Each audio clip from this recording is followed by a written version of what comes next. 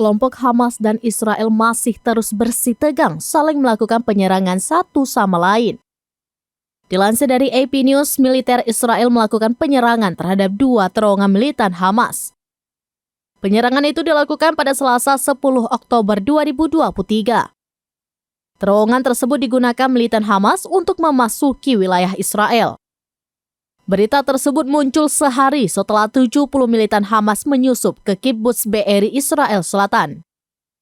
Mereka menyusupi wilayah Israel melalui terowongan pada Senin malam kemarin. Pihak berwenang tidak memberikan informasi lebih lanjut mengenai penyerangan terowongan militan Hamas ini. Sebelumnya, pasukan Hamas berhasil menyusup ke Israel setelah menguasai pos pemeriksaan militer Zionis Nahal Oz di perbatasan. Hamas kemudian melakukan serangan dadakan yang memporak-porandakan Israel. Saat melakukan penyerangan, Hamas juga merampas beberapa kendaraan tempur militer Zionis. Setelah disusupi Hamas, Israel resmi menyatakan perang.